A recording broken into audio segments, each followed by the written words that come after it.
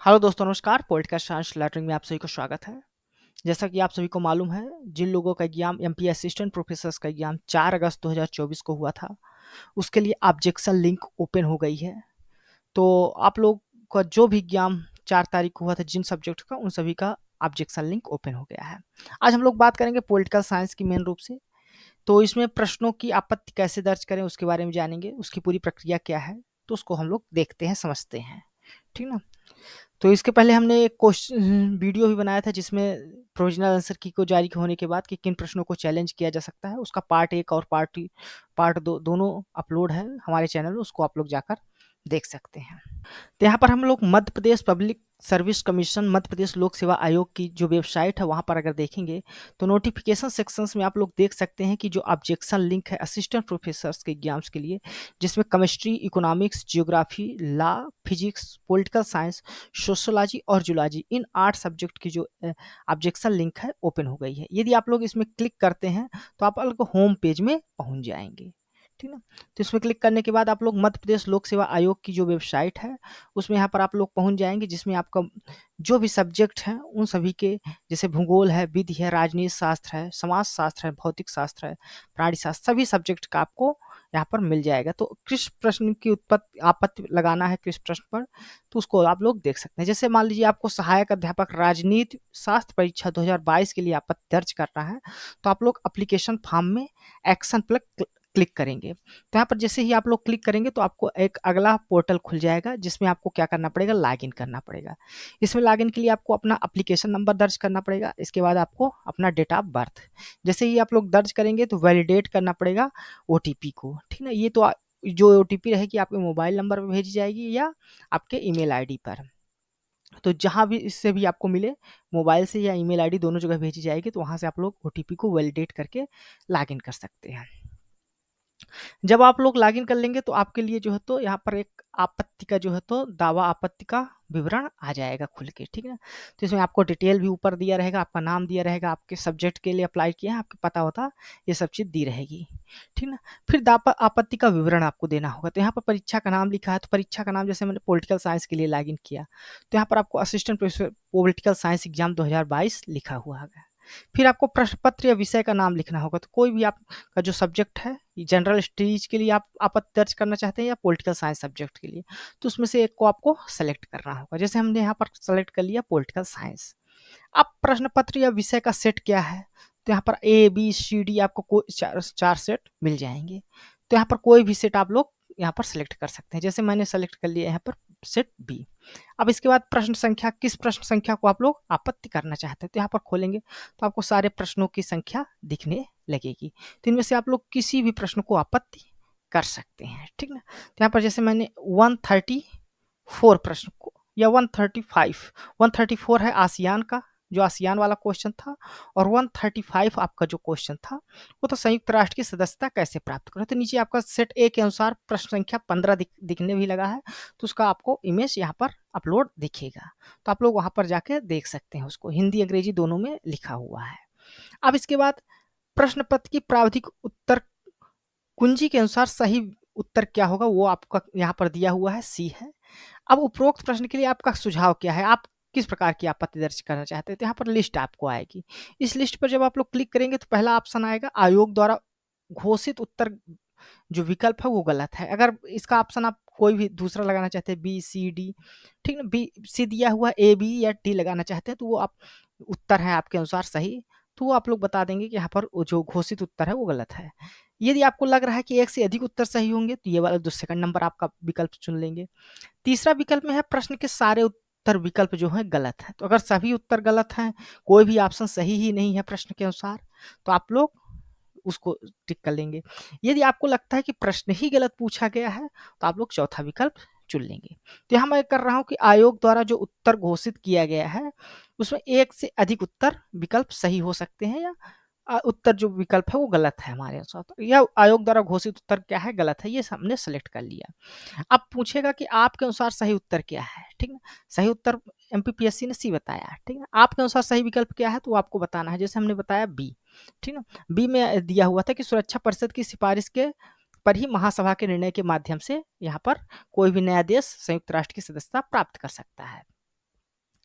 अब इसके लिए उपरोक्त प्रश्न के सही सुझाव के लिए निम्नलिखित में से जिसका सहयोग या संदर्भ देना चाहते हैं उस पर टिक करें।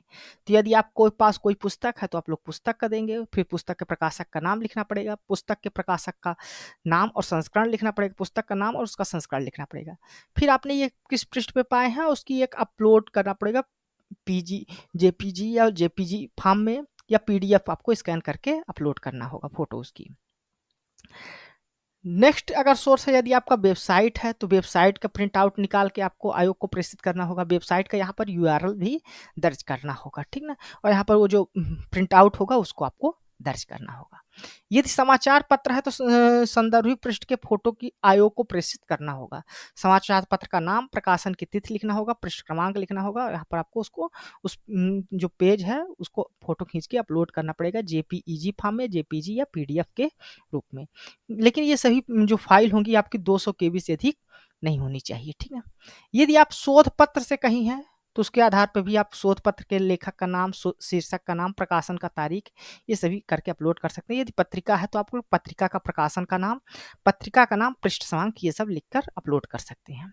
अब जैसे मैं इस प्रश्न का उत्तर देना चाहता हूँ, यदि वेबसाइट संदर्भित वेबसाइट है तो हमने ये वेबसाइट का अपना सेलेक्ट कर लिया, ठीक ना।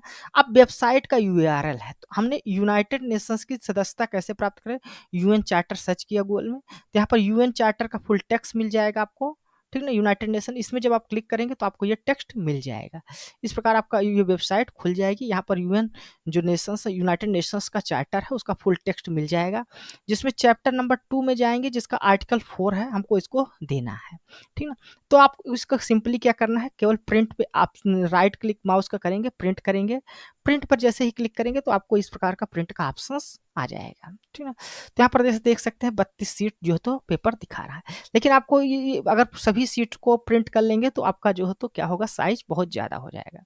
200 केबी के अंदर रखना है तो हमको केवल एक ही पेज चाहिए, और ये पेज नंबर आपका 3 नंबर जो है इसका प्रिंट आउट आप निकाल लीजिए, प्रिंट कर लीजिए इसको। तो इसके लिए आपको क्या करना पड़ेगा, यहाँ पर पेजेस में जाकर यहाँ पर आपको कस्टमाइज पेजेस और पेज नंबर 3 बस डाल दीजिएगा और प्रिंट कर लेंगे, तो इससे आपका पेज नंबर 3 प्रिंट हो जाएगा। आप अपने कंप्यूटर में कहीं भी इसको सेव कर सकते हैं, ठीक ना। तो इसको हमने सेव कर लिया, ठीक। अब इसके बाद आपको क्या करना है कि आप जो वहाँ पर लॉगिन किए हुए थे, यहाँ पर आपको वेबसाइट का यूआरएल डालने के लिए क्या करना होगा, यहाँ से बस डायरेक्ट वेबसाइट का जो यूआरएल है, एड्रेस है, उसको आपको कॉपी करके और यहाँ पर आपको पेस्ट कर देना है सीधे सीधे वेबसाइट का यूआरएल के लिए, ठीक। तो ये वेबसाइट का यूआरएल जो है वो आपका पेस्ट हो गया, एड्रेस, ठीक ना, यूआरएल। फिर यहाँ पर आपको फाइल चूज कर लेना है। तो ये जो फाइल है हमने उसको रखा है यूएन चार्टर चैप्टर 2 आर्टिकल 4 करके, तो उसको हमने यहाँ पर पेस्ट कर दिया। वो करने के बाद आपको यहाँ पर उसका विवरण देना होगा। तो विवरण के लिए आप लोग सिंपली क्या करें, आर्टिकल 4 का जो admission of in such state of United nation affected by decision of general assembly upon the recommendation of security council, इसको कॉपी करके इसको यहाँ पर पेस्ट कर सकते हैं, या जो भी विवरण आप लिखना चाहें उसको लिख सकते हैं।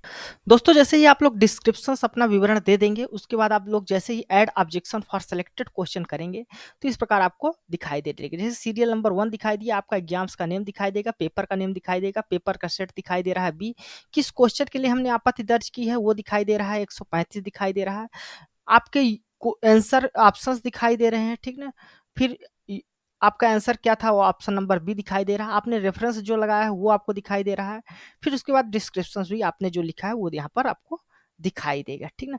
इसके नीचे आप जैसे जाएंगे तो आपको अपना मोबाइल नंबर दर्ज करना होगा, ईमेल आईडी एड्रेस को दर्ज करना होगा। उसके नीचे आपका बैंक अकाउंट का डिटेल दिखेगा, उसके नीचे आपको सहमत के लिए आपको बॉक्स मिलेगा, उसमें सही का टिक करना होगा और उसको आपको सबमिट करना होगा। इसके बाद जैसे ही आप लोग सबमिट करते हैं तो आपको एक नया पेज खुल जाएगा जिसमें आपकी डिटेल दिया रहेगा, साथ ही साथ यह भी दिया रहेगा कि assistant professor political science exam 2022, और उसमें आपका जो भी दावा आपत्ति विवरण है वो आपको सबको दिया रहेगा। वहाँ पर लिखा रहेगा आपकी फीस प्राप्त नहीं हुई है, ठीक ना। आपका डिस्क्रिप्शन दिया रहेगा, रेफरेंस क्या है, आपने क्या सही आंसर दिया है वो सभी आपको दिखा रहेगा। आपने जो अपलोड किया है रेफरेंस उसको भी आप लोग डाउनलोड करके यहाँ पर देख सकते हैं, ठीक ना, कि मैंने ये रेफरेंस जो है तो दिया है, और ये यहाँ पर आपको दिखाई दे सकता है कि जो पेज नंबर मैंने 3 नंबर प्रिंट किया था वो यहाँ पर रेफरेंस में दिखाई दे रहा है। इसके बाद सबसे नीचे आप लोग जाएंगे तो आपका भुगतान विवरण दिखाई देगा, जहाँ पर आपका एप्लीकेशन नंबर दिखाई देगा, जो आपत्ति का एप्लीकेशन नंबर है वो दिखाई देगा, एप्लीकेशन की फ़ी दिखाई देगी, पोर्टल के चार्जेस दिखाई देंगे, ठीक ना? जीएसटी दिखाई देगा, और आपका टोटल फ़ी दिखाई देगा। एक क्वेश्चंस के लिए आपका लगभग ₹140 का आपको भुगतान करना रहेगा। तो यहाँ पर आप प्रोसीड पे करके आप इसको पेमेंट कर सकते हैं, और उसकी एप्लीकेशन की जो रसीद होगी उसको आपको सँभाल के रखना होगा। तो ये था पूरी प्रक्रिया, कैसे आप लोग कोई भी क्वेश्चंस को, आपत्ति को दर्ज करा सकते हैं, उसका पूरा विवरण। तो यह वीडियो आपको कैसा लगा है अपने कमेंट्स के माध्यम से हमें ज़रूर बताइएगा। साथ ही साथ आप हमारे इस वीडियो को लाइक करें, हमारे इस चैनल को सब्सक्राइब कर लें, ताकि जो इस तरह की वीडियो हैं वो आप तक पहुँचती रहे। धन्यवाद, थैंक यू।